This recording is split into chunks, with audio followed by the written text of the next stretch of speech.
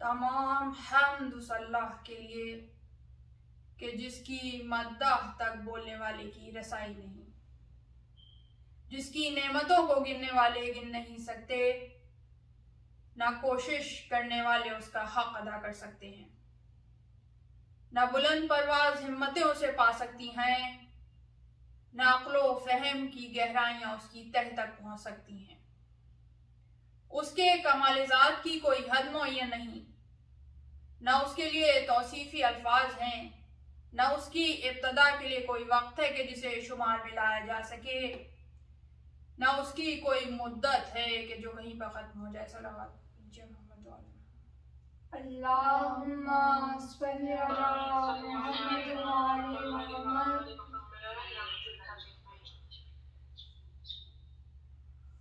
گفتگو اپنے آخری مراحل میں داخل ہو گئی، اور جتنا زیادہ ہم شب عاشور اور عاشور سے نزدیک ہوتے جا رہے ہیں اور مختلف دنیا کے مقامات پہ اس وقت شب عاشور بھی ہے اور کل عاشور کا دن ہوگا، اور جیسے کہ تکرار کی میں نے کہ جہاں اہل بیت علیہ السلام کی مظلومیت بیان کی خطبے میں نے 2 بار، اور ساتھ ساتھ لعنت ان دشمنوں پہ، ان اعداء پہ کہ جنہوں نے خانوادہ اہل بیت پہ، سید الشہداء پہ، ان کے اصحاب پہ وہ مظالم ڈھائے، تو وہ اس شب میں اور اس روز انتہائی اہم ہے۔ سب سے بہترین ورد جو زبانوں پہ جاری ہونا چاہیے کہ اٹھتے بیٹھتے چلتے پھرتے اور 1000 دفعہ اس لعن کو پڑھنا کہ اللہم لعن قتلۃ الحسین و اصحابہ، کہ امام حسین اور ان کے اصحاب، انہیں جنہوں نے قتل کیا ان پہ پروردگار عالم اپنی لعنت بھیجے۔ تو یہ بہترین ذکر ہے جو شب عاشور اور روز عاشور پڑھنا چاہیے، اور اس کا آغاز شروع سے ہی کر دینا چاہیے کہ جیسے ہی شب عاشور کا آغاز ہو تب سے آغاز کریں اور عصر عاشور تک اس سلسلے کو جاری رکھیں، تاکہ 1000 دفعہ لعن کے اس سلسلے کو آپ جاری و ساری رکھیں۔ تو جہاں دعا کی اہمیت ہے وہیں لعنت کی بھی بہت اہمیت ہے۔ لعنت دراصل دعا جب کسی کی بقا کے لیے مانگی جاتی ہے، دعا سراسر خیر ہے، دعا سراسر خوبی ہے، لیکن جو لعن ہے وہ دراصل جو دشمنان اہل بیت علیہ السلام ہیں ان کی نابودی کی دعا ہے، ان کو نیست و نابود کر دینے کی دعا ہے، ظالموں کو نیست و نابود کر دینے کی دعا ہے۔ اور یہ لعنت اور جو دعا ہے یہ متصل ہوگی قائم آل محمد سے، اس لیے کہ ہماری ساری دعائیں کہ جو ہم دشمنان اہل بیت اور ظالموں کی نابودی کے لیے مانگا کرتے ہیں وہ مستجاب اسی وقت ہوں گی کہ جب پروردگار عالم اپنی 12ویں حجت کو اذن ظہور عطا فرمائے گا۔ تو اس طرح جو ظہور قائم آل محمد ہے اور جو روز عاشور ہے یہ متصل ہیں ساتھ ساتھ، جیسے کہ آپ کے سامنے بیان بھی کیا گیا کہ اسی روز ظہور ہوگا کہ جو عاشور کا دن ہوگا۔ تو ان چیزوں میں تسلسل ہے، یہ نہیں ہے کہ ایک وقت میں ایک تاریخ کا واقعہ رونما ہوا اور اس کا کوئی تسلسل نہیں ہے دوسرے وقت کے ساتھ، سب کا ساتھ ساتھ تسلسل ہے۔ اور ایک سوال جو مجھ سے پوچھا گیا اور ایک بچی نے سوال پوچھا اور مجھے بہت خوشی ہوئی کہ اتنی ذوق و شوق سے اور اتنی توجہ سے میری تقریروں کو سنا جا رہا ہے کہ بچوں کے ذہنوں میں بھی سوالات پیدا ہو رہے ہیں۔ تو جو سوال پوچھا گیا کہ کوفے میں کیوں اپنی حکومت کو قائم کریں گے امام، کوفے ہی کو کیوں دارالخلافہ بنائیں گے، کوفے ہی کو کیوں دارالحکومت قرار دیں گے؟ اس لیے کہ کوفہ ایک بہت مرکزی اہمیت کا حامل ہوگا اس وقت کہ جب امام کا ظہور ہوگا۔ مسجد سہلہ میں قیام کریں گے امام، مسجد سہلہ کو اپنا گھر قرار دیں گے، اپنی سکونت کی جگہ قرار دیں گے، اور مسجد کوفہ وہ ہوگی کہ جہاں اپنی حکومت کا دارالخلافہ بنائیں گے، اسے دوبارہ اس کی تجدید نو کریں گے، یعنی دوبارہ سے تعمیر نو کریں گے، اور وہاں بیٹھ کر سارے بڑے فیصلے، حکومتی فیصلے ہوا کریں گے۔ تو اب بہت اچھا سوال جو بچی نے پوچھا کہ کوفے ہی کو کیوں دارالحکومت، دارالخلافہ بنایا جائے گا؟ اس لیے کہ مکے میں ظہور ہوا، مدینے میں بھی جائیں گے امام، تو کوفے ہی کو کیوں مرکز قرار دیا گیا؟ تو دیکھیے کوفہ جو ہے پھر سے وہ تسلسل ہے، دارالحکومت جو بنا ہے تو وہ دراصل تسلسل ہے۔ جیسے میں نے بیان کیا کہ امام کا ظہور اور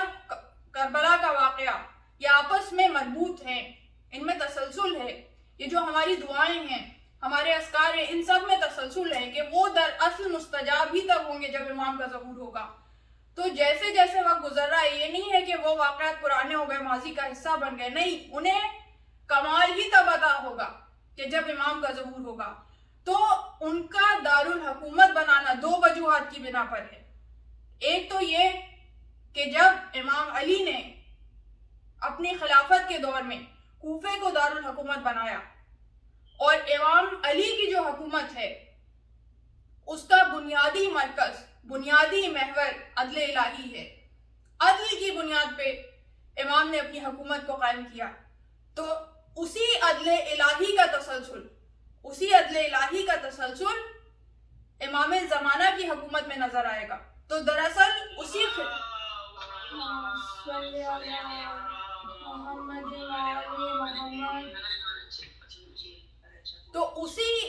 عدل الہی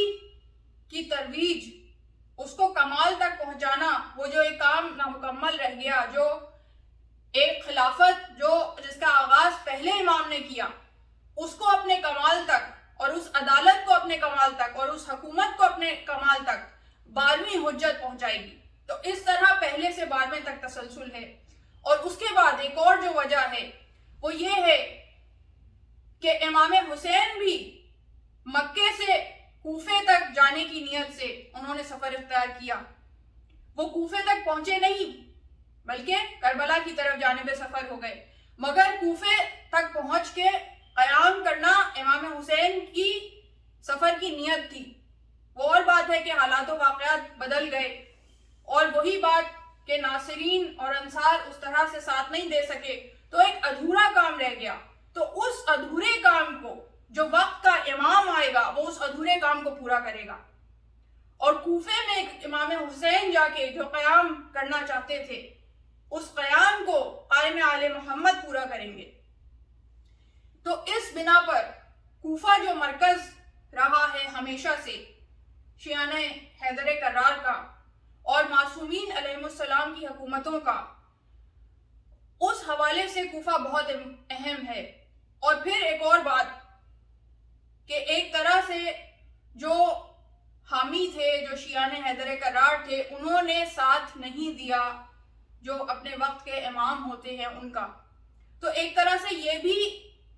جو ادھورا کام ہے کہ امام کی حمایت و نصرت اس طرح سے کی جائے جس طرح سے کرنے کا حق ہے، اور شیعہ اپنے آپ کو تربیت دے کے امام کی نصرت کا حق ادا کر سکیں۔ تو اس کمی کو بھی جو آنے والے مومنین ہیں تو وہ کوفے میں یہ کر کے دکھائیں گے کہ سب کوفی اس طرح نہیں ہوا کرتے کہ وہ امام کا ساتھ چھوڑ دیں، بلکہ وہاں پہ پھر برے لوگوں کی جگہ اچھے لوگ آ جائیں گے، ان کی جگہ کو بدل دیں گے، امام کے چاہنے والے وہ آ جائیں گے کہ جو نصرت کا حق ادا کرنے والے ہیں، اور پھر ایک ایسی حکومت کا قیام کر کے دکھایا جائے گا کہ جس کا مرکز مکتب تشیع ہے، جس کا مقصد معصوم کی ذات ہے، اور اس کے ذریعے سے وہ دنیا کو عدل و انصاف سے بھر دیں گے۔ تو یہ چیز ذہنوں میں واضح ہو جائے۔ اور پھر ایک اور سوال جو کیا گیا وہ اس حوالے سے تو نہیں ہے مگر ان ایام سے اس کا تعلق ہے کہ جو زیارت عاشورہ کے ساتھ پڑھی جانے والی دعائے علقمہ ہے، اس کے متعلق سوال کیا گیا کہ اس کی فضیلت کیا ہے، اسے کیوں پڑھا جانا چاہیے یا نہیں پڑھا جانا چاہیے۔ تو یہ بھی اچھا سوال ہے، اس لیے کہ زیارت عاشورہ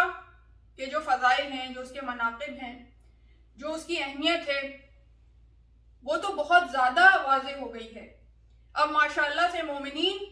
اس کی اتنی زیادہ تلاوت کرتے ہیں، اسے اتنا زیادہ پڑھتے ہیں، باقاعدہ وظیفے کے طور پہ بھی پڑھا جاتا ہے، تقریباً روزانہ بہت سے لوگ اسے پڑھتے ہیں، تو اس کی فضیلت تو لوگوں تک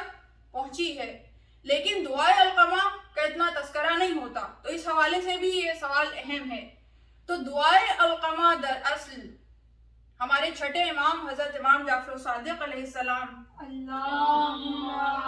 صلی علی محمد وآل محمد ان کی طرف سے تعلیم کی گئی، اور اس سے پہلے ان کے جو والد گرامی ہیں ہمارے پانچویں امام، ان کی طرف سے بھی تعلیم کی گئی، اور اس کا سلسلہ جا کے رسول خدا تک ملتا ہے، اور رسول خدا کو جبرائیل نے یہ دعا تعلیم کی، اور جبرائیل کو خدا نے یہ پیغام دے کر رسول خدا تک بھیجا۔ تو یہ انتہائی مستند ترین دعاؤں میں سے، اور اس کی فضیلت کیا ہے، پڑھنا کیوں ہے، کہ اسے بہت ساری کتابوں میں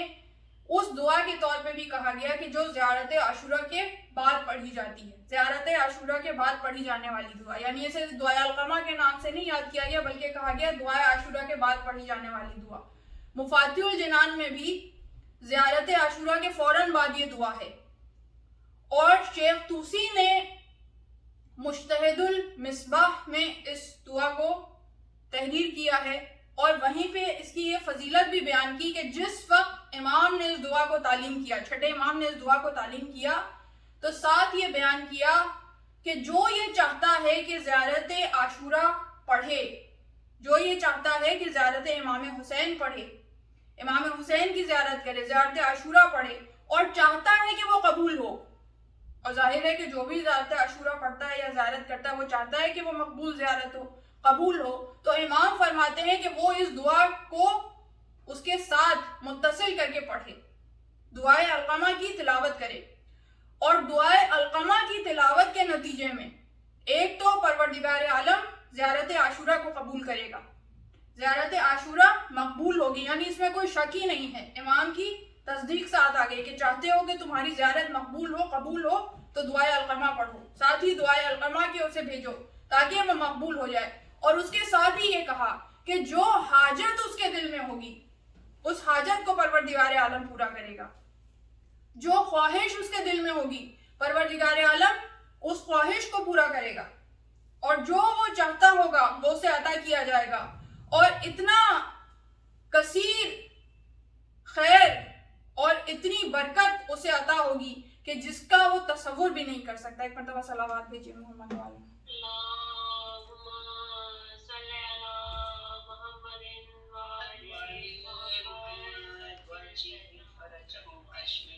دین کا سلطان حسین ابن علی ہے، دین کا سلطان حسین ابن علی ہے، ایک بولتا قرآن حسین ابن علی ہے، مانا کہ مسلمان کی پہچان ہے کلمہ، اور کلمے کی پہچان حسین ابن علی ہے۔ سلام یا حسین، سلام یا حسین، حسین یا حسین، سلام یا حسین، نعرہ حیدری، یا علی، نعرہ صلوات، اللہم صلی علی محمد وآل محمد۔ تو یہ اس دعا کے فضائل و مناقب ہیں، اور اس لیے اسے تاکید کیا گیا، اور یہ چیزیں جب معلوم ہوں، اس حساب سے علم و معرفت ہو ان اعمال کے بارے میں، ان دعاؤں کے بارے میں، ان زیارتوں کے بارے میں، تو انسان کے اندر شوق پیدا ہوتا ہے کہ وہ اسے پڑھے، اور پھر اسے وہ برڈن محسوس نہیں ہوتا کہ ہم زیارت پڑھ رہے ہیں اور اب ہم دعا بھی پڑھیں، جیسے کہ کچھ لوگوں کے ذہن میں یہ خیال پیدا ہوتا ہے، اور وہ شوق کے ساتھ، ذوق کے ساتھ ان دعاؤں کا سلسلہ جاری رکھتے ہیں۔ اور ایک اور بات جو پوچھی گئی اسی حوالے سے کہ جو گفتگو ہم کر رہے ہیں مستقل امام زمانہ کے قیام کے متعلق، تو جہاں ہم نے ان کے متعلق بات کی وہ مومنین کے جو انشاءاللہ امام کی نصرت اور ان کی مدد کا حق ادا کریں گے، اور ان کے معاون و مددگار ثابت ہوں گے، ان کے ناصرین میں ان کا شمار ہوگا، تو اس میں جو خواتین ہوں گی ان کا کیا کردار ہوگا، یہ سوال کیا گیا۔ تو خواتین کی تعداد بہرحال موجود ہوگی، اور ظاہر ہے کہ 10,000 لشکر جو ہے ابتدائی لشکر اس میں تو بہت زیادہ ہی ہوگی، لیکن جو 313 ہیں ان میں بھی 50 خواتین ہوں گی۔ تو یعنی جو بالکل امام سے متصل نقیب امام ہیں، کہ جو سب سے پہلے امام کے ہاتھ پہ بیعت کریں گے، اس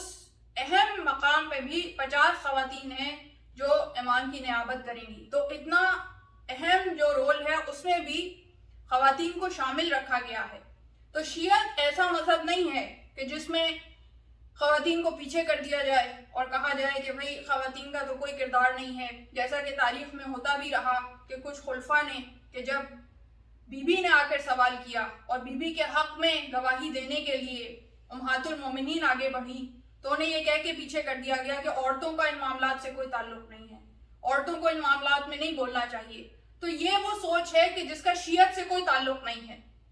اور جا بجا اس کو معصومین علیہ السلام نے اور خانوادہ اہل بیت نے ثابت کیا کہ جب بی بی خود اپنا مقدمہ لڑنے کے لیے دربار میں گئی اور صدق کا خطبہ دیا، وہ اس کی مثال ہے۔ یہ نہیں کہ گھر کے مردوں کو بھیج دیا، حالانکہ گھر کے مرد بھی معصوم ہیں، 3 معصومین موجود ہیں، 3 آئمہ موجود ہیں، ان کو بھی وہ بھیج سکتی تھی، لیکن عورت کا کردار ثابت کیا۔ اور اس سے پہلے خدیجۃ الکبریٰ ہیں، ان کا کردار کتنا واضح ہے دنیا کے سامنے کہ کس قدر ترقی یافتہ خاتون کا کردار اس زمانے میں اسلام دکھا رہا ہے، کہ جب انسان سوچ بھی نہیں سکتا کہ عورت کا کردار اس طرح کا بھی ہو سکتا ہے۔ اور اسی کی آگے ترویج زینب کبریٰ کے کردار نے کی،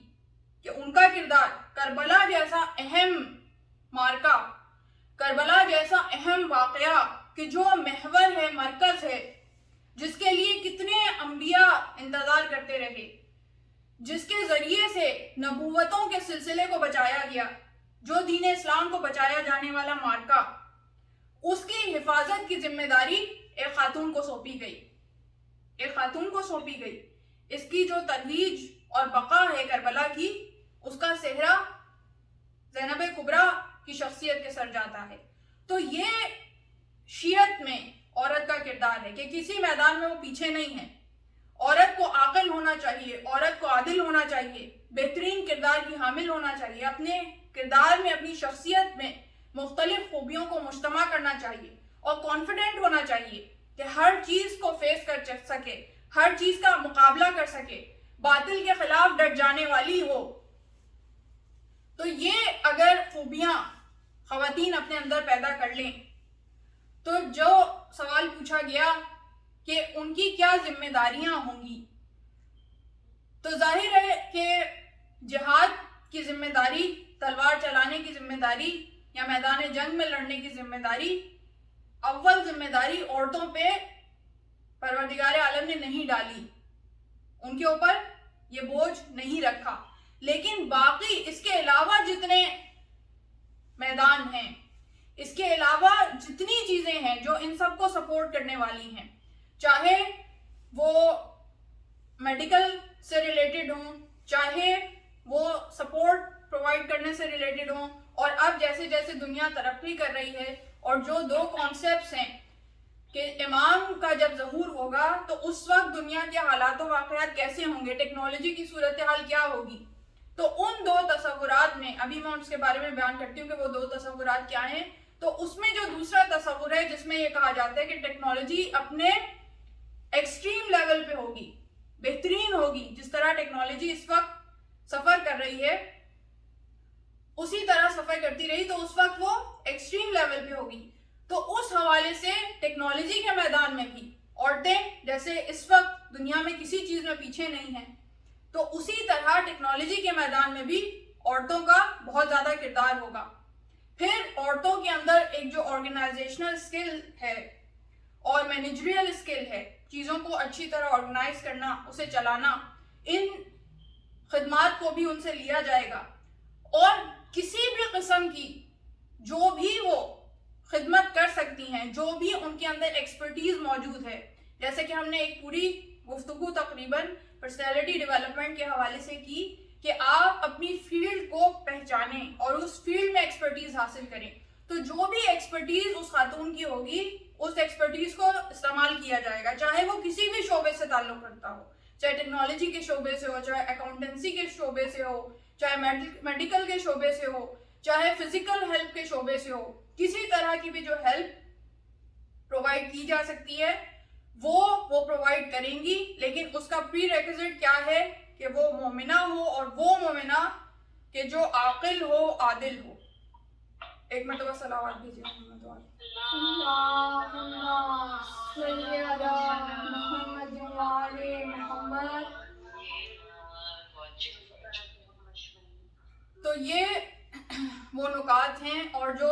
میں نے آپ کے سامنے بیان کیا کہ جو آنے والا زمانہ ہے اس میں ٹیکنالوجی کے حوالے سے کیا صورتحال ہوگی، جنگ کس طرح سے ہوگی، آیا بہت ہائی ٹیک ہوگی جیسے آج کل کے ہائی ٹیک چیزیں آ گئی ہیں، چاہے وہ جنگی اسلحے کے اعتبار سے ہو، چاہے جنگی مشینری کے اعتبار سے ہو، اسٹریٹجک وار کے اعتبار سے ہو. تو اس اعتبار سے دو نظریے ہیں، دو پوائنٹ آف ویوز ہیں کہ جیسے جیسے زمانہ آگے بڑھے گا تو ظہور امام کے زمانے میں دو کانسیپٹ ہیں. یا تو ایکسٹریم پہ ٹیکنالوجی ہوگی جس طرح کہ ابھی تیزی سے بڑھتی جا رہی ہے، اور اس میں طیارہ شکن میزائل بھی ہیں اور پورے فلیٹس بھی ہیں، اور اتنی تیزی سے اڑنے والے جہاز بھی ہیں اور طیارہ بردار جہاز بھی ہیں. اب تو یہ جتنی تیزی سے ٹیکنالوجی آگے جا رہی ہے تو اپنی ہائیسٹ پیک پہ ہوگی اس وقت ٹیکنالوجی کے اعتبار سے دنیا. ایک تو یہ کانسیپٹ ہے. دوسرا یہ کانسیپٹ ہے کہ جس طرح تیزی سے جا رہی ہے وہ اپنی پیک پہ پہنچنے کے بعد واپس پلٹائی جائے گی، یعنی ایک طرح سے سیلف ڈسٹرکشن کے موڈ میں آ جائے گی. اللہ کی طرف سے نہیں پلٹائی جائے گی، خود بخود سیلف ڈسٹرکشن موڈ میں آ جائے گی. اور اس حوالے سے پوری دنیا میں کافی عرصے سے کانفرنسز بھی ہو رہی ہیں، کافی عرصے سے سیمینارز منعقد ہو رہے ہیں، جس کو پوسٹ انٹرنیٹ ایرا کے نام سے یاد کیا جاتا ہے، پوسٹ ٹیکنالوجی ایرا کے نام سے جس کو پہچانوایا جاتا ہے. اور اس کے بارے میں بات کی جاتی ہے کہ جب یہ انٹرنیٹ اور ٹیکنالوجی کا دور ختم ہوگا تو پھر کیا ہوگا. یعنی اس کو روبوٹکس میں ایکسٹریم تک لے کے جایا جاتا ہے اس کانسیپٹ کو، اور اس کے بارے میں پوری باقاعدہ تھیوریز موجود ہیں، باقاعدہ اس پہ سائنس فکشن لٹریچر بھی موجود ہے، سائنس فکشن ریسرچ موجود ہیں، اور سائنس فکشن موویز تک اس پہ بنی ہیں کہ روبوٹکس آئیں گے اور اس کے بعد وہ سب سیلف ڈسٹرکشن موڈ میں چلے جائیں گے کہ وہ اتنے زیادہ پاورفل ہو جائیں گے اور اس کے بعد انہیں ڈسٹروائے کرنا پڑے گا کیونکہ وہ انسانیت کے اوپر ایک طرح سے قابو پانے کی کوشش کریں گے. تو ایک تھیوری یہ ہے. لیکن جو بھی فیوچر ہوگا ٹیکنالوجی کے حوالے سے، آیا بالکل زیرو پہ چلے جائیں یا ٹیکنالوجی میں پیک پر چلے جائیں، کوئی بھی سچویشن ہوگی، لیکن الٹیمیٹ جو سکسیس ہے، الٹیمیٹ جو کامیابی ہے وہ اس وقت شیعان حیدر کرار کو ہی حاصل ہوگی، اس لیے کہ یہ مستقبل میں لکھ دیا گیا ہے کہ اس جنگ کا انجام کیا ہوگا. جنگ کا انجام اسی طرح ہوگا کہ کامیابی امام اور ان کے چاہنے والوں ہی کو عطا ہوگی. ایک مرتبہ صلوات دیجیے محمد. اللہم صلی علی محمد وعلی محمد. تو یہ وہ سارے نکات تھے، یہ وہ سوال کہ جو سننے والوں کے ذہنوں میں پیدا ہو رہے ہیں، ان کا ہم نے جواب دے دیا. اور اس کے ساتھ ساتھ ایک چھوٹا سا کانسیپٹ کہ جو حالات و واقعات کل آپ کے سامنے بیان کیے اس سے ہی آگے بڑھ کے وہ بیان کریں. اور پھر ظاہر ہے کہ آج شہادت جناب عباس علمدار کا ذکر کرنا ہے، ان کے مصائب ہیں تو تھوڑے سے ان کے فضائل بھی ان کی شخصیت سے متعلق بیان کیے جانے ضروری ہیں. تو جو گفتگو ہے ہماری وہ تقریباً اپنے آخری مراحل میں اس بنا پر ہے. ظاہر ہے کہ گفتگو تمام تو نہیں ہو سکتی، نہ ہی ہم پوری طرح اس کا حق ادا کر سکتے ہیں، لیکن جو چیدہ موضوعات ہم نے ٹارگٹ کیے تھے وہ ہم نے پورا کرنے کی کوشش کی ہے. آج ایک اہم موضوع سے ہم پورا کریں گے اور پھر انشاءاللہ سوئم کی جو مجلس ہے اس میں ہم جو امام کے قیام سے متعلق جو بڑے مارکے ہیں، چاہے وہ دجال کے ساتھ ہو، چاہے اور جو طاقتیں ہیں ان کے ساتھ ہو، اس حوالے سے جو نکات رہ گئے ہیں وہ انشاءاللہ اس گفتگو میں آپ کے سامنے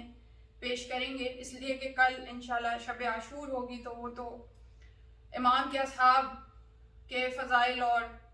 امام کے اصحاب کے مصائب سے متعلق ہے، تو ہم اپنے موضوع کے متعلق نہیں اتنی گفتگو کر سکیں گے۔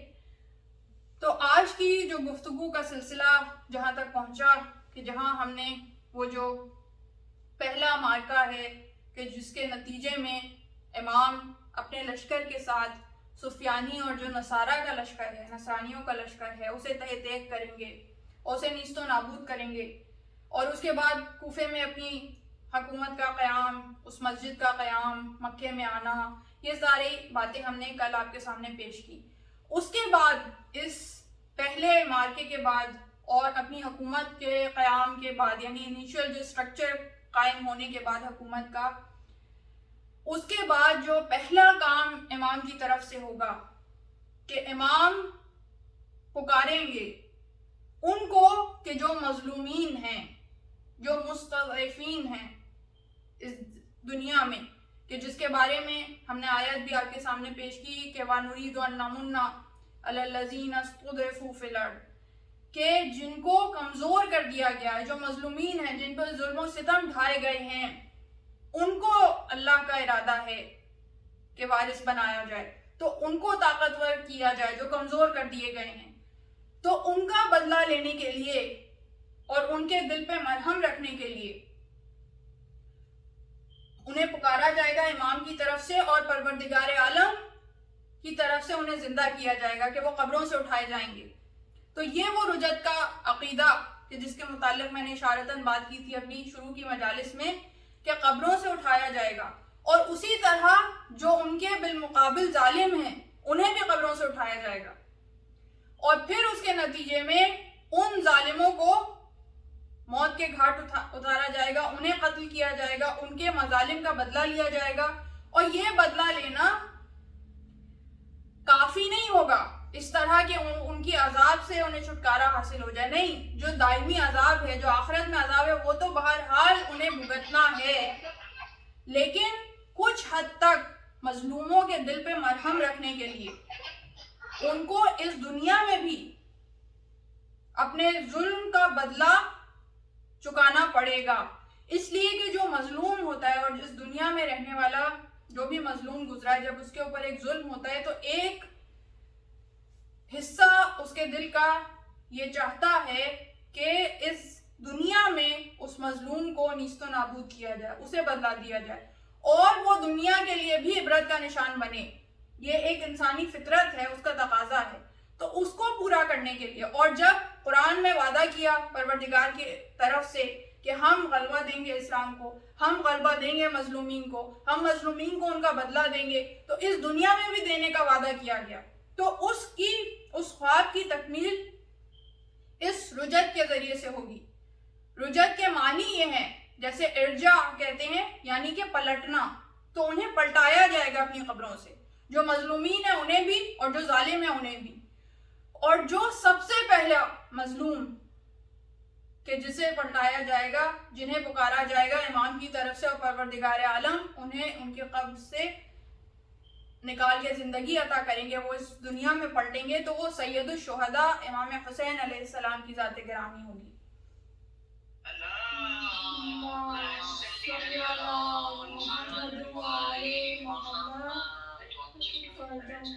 اور جو ظالمین میں سب سے پہلے اٹھایا جائے گا اپنی قبر سے وہ یزید ملعون ہوگا، اور پھر بتدریج اور جتنے مظلوم ہیں اور ظالم ہیں ان کو پلٹایا جائے گا، اور یہ ایک اور مارکہ ہوگا کہ جس کے نتیجے میں جتنے ظالم ہیں ان کو ان کے انجام تک پہنچایا جائے گا، اس دنیا میں ان کو ان کے کیے کا بدلہ دیا جائے گا، اور پھر وہ قتل ہوں گے، اور پھر آخرت میں جو ان کا عذاب ہے وہ بہرحال محفوظ ہے، وہ لامتناہی عذاب، وہ نہ ختم ہونے والا عذاب ان کا انتظار کر رہا ہے۔ لیکن دنیا میں پلٹانے کے بعد، اور یہ رجت کا جو عقیدہ ہے یہ قرآن سے بھی ثابت ہے، یہ حدیث معصومین علیہ السلام سے بھی ثابت ہے، اور جیسے کہ میں نے آپ کے سامنے عرض کیا کہ ایک فطرت انسانی میں اس کا تقاضا موجود ہے، تو اس حوالے سے بھی یہ ثابت ہے۔ تو یہ کوئی ایسی باتیں نہیں ہیں کہ جو خام خیالی ہوں، جو ہم نے صرف سوچ لی ہوں، بلکہ ان تمام عقائد کی جو اساس ہے، جو بیس ہے، جو منبع ہے، وہ قرآن ہے، اور قرآن کے ذریعے سے ہمیں یہ باتیں بتلائی گئیں، اور اس میں کوئی شک و شبے کی گنجائش نہیں ہے، اس میں کوئی حیرانی کی بات نہیں ہے کہ کیسے انسانوں کو واپس پلٹایا جائے گا۔ وہ قادر و خالق پروردگار کہ جس نے پہلے عدم سے زندگی کو وجود بخشا ہو، اس کے لیے کچھ بھی ناممکن نہیں ہے کہ وہ دوبارہ سے مردوں کو زندہ کرے، اور اس کے لیے یہ کچھ بھی ناممکن نہیں ہے کہ وہ مظلوم کو، ظالم پہ طاقت عطا کرے۔ ان اللہ علی کل شیء قدیر، ہر ایک شے پہ قدرت ہے، ہر ایک شے پہ دسترس ہے پروردگار عالم کو، تو اس کے لیے ناممکن نہیں ہے۔ تو اس میں ورطہ حیرت میں پڑھنے کی ضرورت نہیں ہوتی۔ جس کو بھی پروردگار کی حاکمیت پہ اور اس کی عدالت پہ یقین ہے کہ پروردگار عادل ہے اور حق کو ادا کرنے والا ہے، تو اس کے دل میں کبھی شک و شبہ نہیں پیدا ہوتا۔ یہ شکوک و شبہات انہی کے دل میں پیدا ہوتے ہیں کہ جن کا دل ہدایت سے خالی ہوتا ہے، جن کا دل ہدایت سے خالی ہوتا ہے، تو ہر وقت شیطانی وسوسے، خیالات، شکوک و شبہات ان کے دل میں سر اٹھاتے رہتے ہیں۔ جنہیں یقین ہوتا ہے خدا کی عدالت پہ، وہ کبھی اس معاملے میں شک کا شکار نہیں ہوتے۔ اور اب دامن وقت میں زیادہ گنجائش نہیں رہی، آج ہم نے اس شخصیت کا بھی تذکرہ کرنا ہے کہ جو اس خانوادہ اہل بیت کی ایک بہت اہم شخصیت، جو معصوم تو نہیں ہیں لیکن زیر سایہ معصوم پروان چڑھے ہیں، اور جنہوں نے کئی معصومین کے زیر سایہ تربیت پائی، اور جو تمنائے دل علی ابن ابی طالب ہے، اور ساتھ دینے والا حسین کا، اس انداز میں کہ وفاداری اور اطاعت امام، اس کی اگر کوئی معراج ہے تو اس کا نام عباس ہے، اس کا نام عباس ہے۔ اور عباس کی شجاعت سے متعلق تو ہم واقعات سنتے رہتے ہیں، اشعار سنتے رہتے ہیں، اور تذکرہ سنتے رہتے ہیں، اور واقعتاً ان کی شجاعت ایسی تھی کہ جس کا رعب، جس کی ہیبت، جس کا دبدبہ دشمن کے دل پہ طاری تھا۔ لیکن اس سے پہلے جو ایک بہت اہم ان کی شخصیت کا عنصر تھا، وہ ہے علم و فقاہت، جس کے بارے میں بہت کم تذکرہ ہوتا ہے کہ عباس علمدار اپنے دور کے ایک فقیہ تھے، علم و فقاہت میں اس مقام پہ تھے کہ ان کا لقب تھا عالم غیر متعلم، کہ وہ عالم کہ جسے کسی نے اس طرح سے تعلیم نہ دی ہو کہ کسی استاد کے سامنے اس نے زانو ادب طے کیا ہو۔ اور ایک اور جملہ جو ان کے متعلق ملتا ہے کہ انا عباس ابن علی ذق العلم ذقا، کہ بے شک عباس ابن علی کو علم اس طرح بھرایا گیا جیسے پرندہ اپنی چونچ سے چونچ ملا کے اپنے بچے کو رزق بھراتا ہے۔ تو اس حدیث کے جب تشریح بیان کی جاتی ہے تو وہ اس طرح بیان کی جاتی ہے کہ جیسے پرندہ اپنے بچے کو اس وقت تک دانہ بھراتا ہے، اس وقت تک غذا دیتا ہے، رزق دیتا ہے جب تک وہ سیر نہ ہو جائے، جب تک وہ مکمل طور پہ سیر نہ ہو جائے، اس کی بھوک ختم نہ ہو جائے۔ اور دوسرا بچپنے میں رزق بھراتا ہے اپنے بچے کو۔ تو اسی طرح عباس ابن علی کو، عباس علمدار کو بچپنے میں علم بھرایا گیا، اور اتنا بھرایا گیا کہ ان کی طبیعت سیر ہو گئی، اور اس حد تک علم ان کے اندر تھا کہ انہیں عالم غیر متعلم کہا جانے لگا۔ یہ اور بات ہے کہ اطاعت معصوم اس حد تک تھی، اور یہ ادب اور لحاظ عباس علمدار نے ہمیں سکھلایا، یہ تہذیب ہمیں سکھلائی کہ جب معصوم موجود ہیں تو پھر اپنے علم کا اظہار کرنے کی ضرورت نہیں ہے، اس لیے کہ معصوم کے آگے تو ہر ایک کا علم ہی ناقص ہے۔ تو جب معصوم موجود ہیں تو یہ حد ادب ہے کہ خاموش رہا جائے، معصوم کو علم کا اظہار کرنے دیا جائے۔ یہ دراصل اطاعت ہے، یہ عباس علمدار کا کردار ہے. اور جو شجاعت کے حوالے سے تو جو ہیبت ہمیں دکھائی دیتی ہے کہ شامیوں اور کوفیوں میں کہ جو مقابلے پر آئے، جو یزید کا لشکر تھا، ان کے سپاہیوں کے دلوں میں جو ہیبت تھی وہ اس بات کی دلیل ہے کہ انہوں نے یقیناً عباس علمدار کی شجاعت کے کچھ مناظر ایسے دیکھے تھے پچھلے ماضی میں گزرنے والے واقعات میں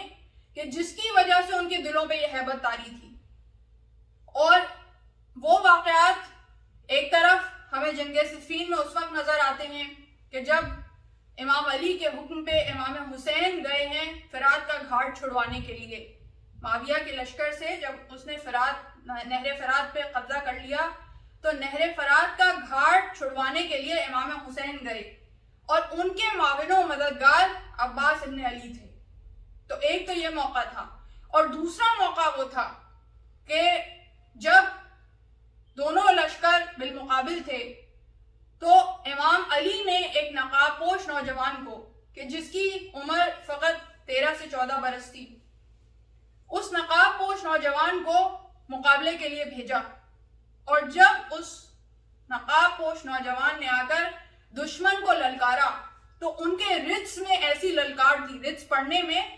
ایسی للکار اور ہیبت تھی کہ جس کی وجہ سے حالانکہ نوجوان ہے، نقاب پہنا ہوا ہے، کوئی پہچان نہیں رہا، مگر اتنی للکار تھی کہ کوئی مقابلے میں نہیں آ رہا تھا. تو جب کوئی مقابلے میں نہیں آیا تو معاویہ نے اپنے ایک جنگجو کو کہ جس کا نام ابن شاشا تھا اسے حکم دیا کہ وہ مقابلے میں آئے. تو ابن شاشا نے کہا کہ میں وہ ہوں کہ جسے شامی اس طرح پہچانتے ہیں کہ مجھ ایک کے بدلے 10,000 جنگجوؤں کو سمجھتے ہیں. میری طاقت 10,000 جنگجوؤں کے برابر ہے. میں اس بچے کے مقابلے میں جاؤں گا، میرے 7 بیٹے ہیں، میں کسی اپنے ایک بیٹے کو بھیجتا ہوں، وہ اس کو قتل کر کے واپس آ جائے گا. تو اس ابن شاشا نے اپنے ایک بیٹے کو اشارہ کیا، وہ بیٹا مقابلے میں آیا.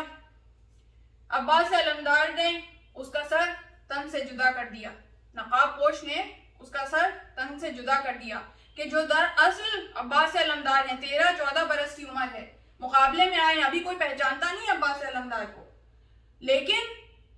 جرت اتنی ہے، طاقت اتنی ہے، ہیبت اتنی ہے کہ ایک بار میں کام تمام کر دیا. اب جب وہ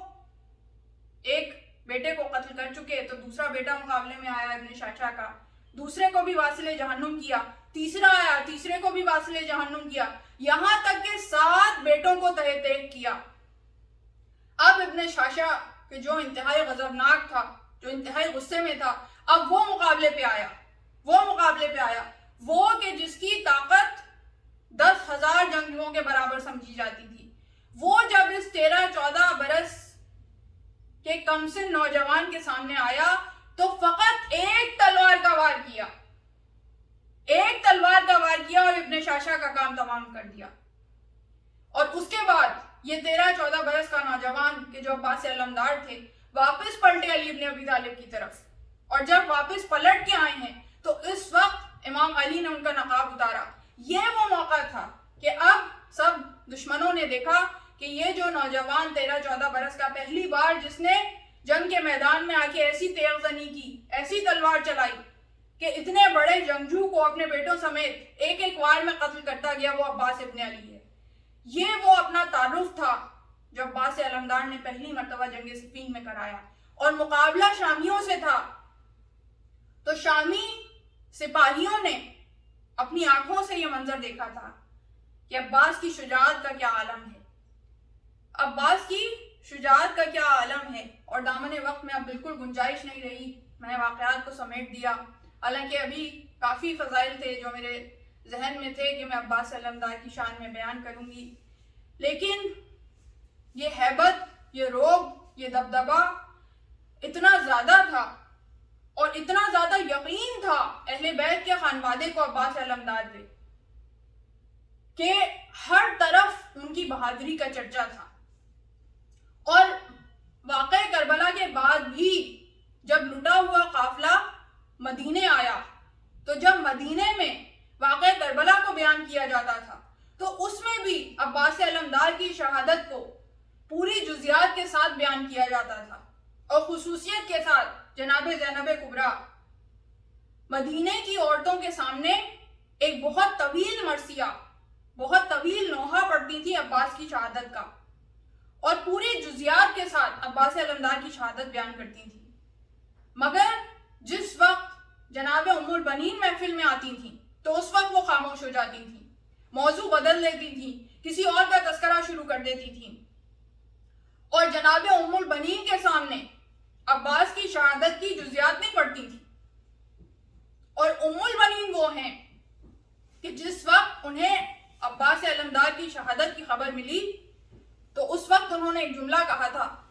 کہ کلہم بفداء الحسین، میری ساری اولاد قربان ہو جائے امام حسین کے اوپر، میرے آقا کے اوپر۔ تو ایسی محبت کرنے والی خاتون، اور ایک مرتبہ جب زینب کبریٰ اسی طرح مرثیہ پڑھ رہی تھی اور جناب عباس علمدار کی شہادت بیان کر رہی تھی، ایسے میں پیچھے سے ام البنین داخل ہوئیں اور زینب کبریٰ بیان کرتی رہیں، یہاں تک کہ کچھ عورتیں کھڑی ہوئیں اور کھڑے ہو کے جناب ام البنین کو پرسہ دیا کہ ام البنین تمہیں تمہارے بیٹے کا پرسہ قبول ہو،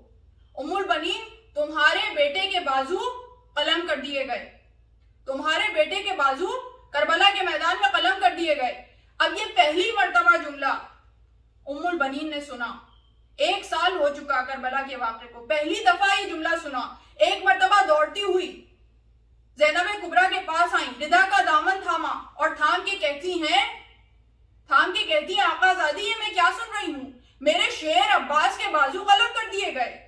اب زینب کے ضبط کا دامن ٹوٹ گیا، اتنے دل سے جو درد دل چھپائے ہوئے تھیں ام البنین سے، وہ بیان کرنا شروع کیا، اور جب وہ واقعات سنے، جب وہ جزیات سنی، تو اس کے بعد دوڑتی ہوئی ام البنین قبر فاطمۃ الزہرا پہ پہنچی، خود کو قبر پہ گرا دیا اور کہا آقا زادی کس طرح سے میرے شیر عباس کے بازو قلم ہوئے، یہ کیسے ہو سکتا ہے کہ عباس علمدار کے بازو قلم ہو جائیں؟ اور یہی وہ سوال تھا کہ جو امیر مختار اپنے دربار میں آنے والے قاتلوں سے پوچھا کرتا تھا کہ کس طرح عباس علمدار کے بازو قلم ہوئے، یہاں تک کہ ایک مرتبہ خولی کو گرفتار کر کے لایا گیا تو خولی نے بیان کیا کہ جس وقت عباس علمدار میدان میں آئے تو ان کی ہیبت اتنی زیادہ تھی، ان کا رعب اتنا زیادہ تھا، ان کا دبدبہ اتنا زیادہ تھا کہ کسی کی یہ مجال نہیں تھی کہ عباس کے مقابل میں آ کے مقابلہ کر سکے، عباس کے سامنے آ کے مقابلہ کر سکے۔ تو ایک مرتبہ میں نے ایک ریت کے ٹیلے کے پیچھے خود کو چھپا لیا، خولی کہتا ہے کہ میں نے ریت کے ٹیلے کے پیچھے خود کو چھپایا، اور جب عباس علمدار میرے قریب سے گزرے تو میں نے پیچھے سے وار کر کے داہنا ہاتھ قلم کر دیا، داہنا ہاتھ قلم کر دیا، اور اس کے بعد ایک اور شخص، ایک اور سپاہی، اس نے میرے اس عمل کو دیکھ کے خود کو ٹیلے کے پیچھے چھپایا اور وار کر کے بایاں ہاتھ قلم کر دیا۔ تو امیر مختار کہتے ہیں کہ اس وقت میرے شیر کا رد عمل کیا تھا، میرے شیر نے کیا کیا؟ تو خولی کہتا ہے کہ اس وقت تیزی کے ساتھ عباس علمدار نے دانتوں سے مشکیزے کے تسمے کو تھاما، دانتوں سے مشکیزے کے تسمے کو تھاما اور آگے بڑھ کے سینے سے علم کو سہارا دیا، علم کو سہارا دیا، اور تیزی سے گھوڑے کو دوڑانا شروع کیا، اور اپنے گھوڑے سے کہا اے عزب وفا تیزی سے پانی کو خیام حسینی تک پہنچا دے، حسین کے بچے پیاسے ہیں، حسین کے بچے پیاسے ہیں۔ اور تیزی سے جب وہ گھوڑا دوڑاتے جا رہے ہیں، اب عمر ابن سعد نے اپنے لشکر والوں سے کہا کہ دیکھو پانی خیام حسینی تک نہ پہنچنے پائے، اور ایک مرتبہ ہرملہ کو حکم دیا کہ جو نوجوان تھا 19 برس کا اور ماہر تیر انداز، اسے کہا کہ اپنے تیر سے ایسا وار کر کہ کسی طرح یہ پانی خیام حسینی میں پہنچنے نہ پائے۔ ایک مرتبہ ہرملہ جائزہ لیتے ہوئے چاروں طرف سے حضرت عباس کے کہ حضرت عباس اس طرح سے مشکیزے پر چھائے ہوئے تھے کہ ہرملہ کو کوئی جگہ نہیں ملتی تھی تیر چلانے کے لیے، یہاں تک کہ اسے ایک جگہ نظر آئی کہ عباس کے کٹے ہوئے بازو کے نیچے، عباس کی پسلیوں کے اوپر اس نے ایک تیرے سے شعبہ چلایا، وہ 3 بھال کا تیر، وہ 4 تیر جو کربلا کے میدان میں چلائے گئے، پہلا تیر اس نے میان میں جوڑا اور جوڑنے کے بعد چلایا، اور وہ تیر عباس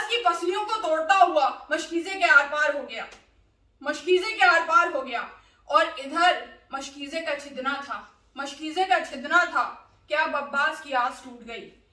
عباس کی آس ٹوٹ گئی۔ اور اسی وقت حضرت عباس نے اپنے ذوالجناح کو کہا، اے حسب باوفا اپنا رخ پھرا لے، میں نہیں چاہتا کہ آقا زادیاں غلام کو زمین پہ گرتے ہوئے دیکھیں، بس یہ سننا تھا۔ ذوالجناح نے رخ پھرایا، ادھر رخ پھرا، ادھر غرملا بھی رخ پھیر کر سامنے سے آیا اور دوسرا سہ شاخہ تیر، دوسرا 3 بھال والا تیر چلہ کمان میں جوڑا، اور جوڑنے کے بعد عباس کی آنکھ کا نشانہ لیا اور عباس کی آنکھ کے آر پار ہو گیا وہ تیر۔ ایک آنکھ میں تیر لگا، دوسری آنکھ خون سے لبریز ہو گئی۔ ایک مرتبہ یہ مصائب روضہ عباس میں ایک عالم نے پڑھے، محمد علی خراسانی، انہوں نے یہ مصائب روضہ عباس میں پڑھے۔ اس موقع پر ایک مجتہد، ایک عالم دین موجود تھے، سید محمد ابراہیم قزوینی، وہ کھڑے ہوئے، اتنے رقت آمیز مصائب تھے کہ بہت سے لوگ غش کر گئے،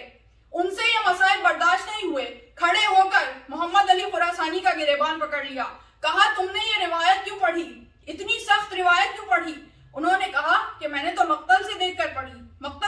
پڑھی، کہا میں نہیں مانتا کہ میرے شیر عباس کے بازو قلم ہوں اور تیر بھی اسی کی آنکھ میں لگے، میں نہیں مانتا۔ اب سید محمد ابراہیم قزوینی رات کو سوئے تو خواب میں انہوں نے جناب عباس علمدار کو دیکھا، انہوں نے کہا ما انصفت ایھا العالم، اے عالم تو نے میرے ساتھ انصاف نہیں کیا، کہا مولا میں تو آپ کا ذاکر ہوں، میں تو آپ کا ذکر بیان کرتا ہوں، مصائب بیان کرتا ہوں، اتنی محبت کرتا ہوں، یہ کیوں کہہ رہے ہیں آپ؟ تو کہا کہ تو ممبر پہ جاتا ہے، تو اہل ممبر ہے، تو مصائب بیان کرتا ہے، میرے عزاداروں سے کہنا، اب تو جب ممبر پہ جائے تو میرے عزاداروں سے کہنا کہ میری سب سے بڑی مصیبت کو بیان کریں اور اس طرح سے گریہ کریں کہ جیسے میں چاہتا ہوں، مجھ پہ اس طرح سے گریہ کریں جیسے میں چاہتا ہوں۔ کہا مولا کی سب سے بڑی مصیبت کیا ہے؟ تو حضرت عباس کہتے ہیں کہ جس وقت وہ سہ شاخہ تیر میرے سر پہ آ کے لگا، میری آنکھ کے ذریعے سے میرے سر کے آر پار ہو گیا، تو وہ اتنا بھاری تیر تھا کہ جس کی وجہ سے میرا سر جھک گیا اور میری دوسری آنکھ خون سے لبریز تھی۔ اس موقع پر